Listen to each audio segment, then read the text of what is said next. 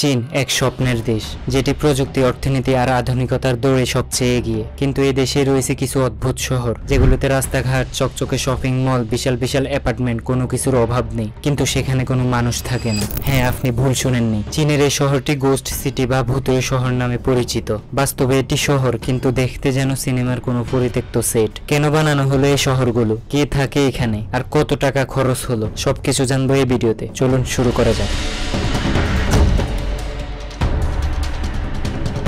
চীনের এই ghost city শব্দটা প্রথম আলোচনায় আসে 2009 সালে, যখন অর্ডস নামের একটা শহরের কথা আন্তর্জাতিক মিডিয়াতে আসে। এই শহরে বিশাল বিশাল flat, skyscraper, highway, shopping mall সবকিছুই আছে, শুধু কোনো মানুষ বসবাস করে না এখানে। অথচ শহরটি বানাতে খরচ হয়েছে প্রায় $1 বিলিয়ন, যা প্রায় 11,000 কোটি টাকারও বেশি। চীন সরকার 2000 সালের পর অর্থনীতিকে আরো দ্রুত উন্নত করার জন্য এক অভিনব কৌশল নেয়। তিনি নতুন নতুন শহর বানানো শুরু করেন। পরিকল্পনা ছিল এমন যে গ্রামীণ এলাকা থেকে মানুষ শহরে এসে বসবাস করবে, নতুন নতুন ফ্ল্যাট কিনবে, আর দেশীয় ডোমেস্টিক ইকোনমি আরো চাঙ্গা হবে। সরকারের লক্ষ্য ছিল শহরায়ন বাড়িয়ে মধ্যবিত্ত শ্রেণীকে আরো শক্তিশালী করা। এই স্বপ্ন নিয়ে গড়ে তোলা হয় অর্স, থামসান, ইউকুয়ান, লিংশি, কাংবাসি, জেংজো, নিউ এরিয়া, সাংশা, মেওয়ান ইত্যাদির মতো শহরগুলো, যেগুলোতে হাজার হাজার বিলিয়ন ইয়েন খরচ করে বানানো হয়েছে বিলাসবহুল apartment, golf club, express highway, theatre, শিক্ষা প্রতিষ্ঠান, এমনকি পুরো ইউরোপিয়ান স্টাইলের শহর পর্যন্ত। সমস্যাটা শুরু হয় যখন দেখা যায় এই শহরগুলোতে ফ্ল্যাটের দাম অতিরিক্ত বেশি, যার কারণে সাধারণ মানুষের পক্ষে থাকা সম্ভব ছিল না। উন্নয়ন ঠিকই হয়েছে, কিন্তু মানুষ সেখানে থাকলো না। এর ফলে অনেক শহর দাঁড়িয়ে রইল খালি হয়ে, যেন এক একটা দৈত্যাকার ভূতের নগরী।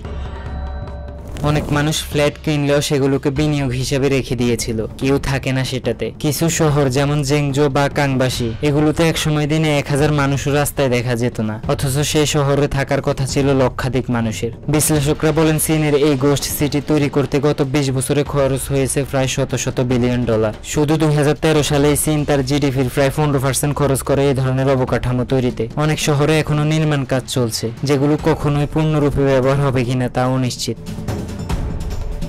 জিডিপি বাড়ানোর জন্য অনেক সময় প্রকল্প করা হয় শুধু সংখ্যায় উন্নয়ন দেখানোর জন্য। চীনে একসময় বাড়ি কেনা মানে ছিল সেরা বিনিয়োগ, তাই বহু প্রজেক্টে তৈরি হয়েছিল ভবিষ্যৎ চাহিদার কথা ভেবে। সরকার চেয়েছিল গ্রাম থেকে শহরে মানুষ চলে আসবে, নির্মাণ শিল্পে কাজ দিয়ে লাখ লাখ মানুষের কর্মসংস্থান তৈরি করেছিল।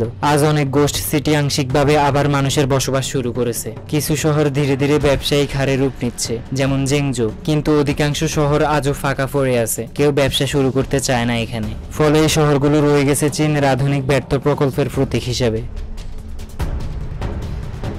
চীনের গোস্ট সিটি মানে শুধু খালি শহর না, এ এক আধুনিক দুনিয়ার ভুল পরিকল্পনার সাক্ষী। এটা এমন এক বাস্তবতা যেখানে টাকা ছিল, স্বপ্ন ছিল, কিন্তু ছিল না কোনো মানুষের জীবন। আর তাই এই শহরগুলো আমাদের মনে করিয়ে দেয়, ইট পাথরের শহর গড়ে উঠলেও শহর তখনই সত্যকারের হয় যখন তাতে হাসি, কান্না আর মানুষের গল্প থাকে। আজকের ভিডিওটা কেমন লেগেছে কমেন্ট বক্সে জানাতে ভুলবেন না। এমন আরো ইন্টারেস্টিং ভিডিও সবার আগে পেতে আমাদের চ্যানেলটি সাবস্ক্রাইব করে আমাদের পাশেই থাকুন। ধন্যবাদ।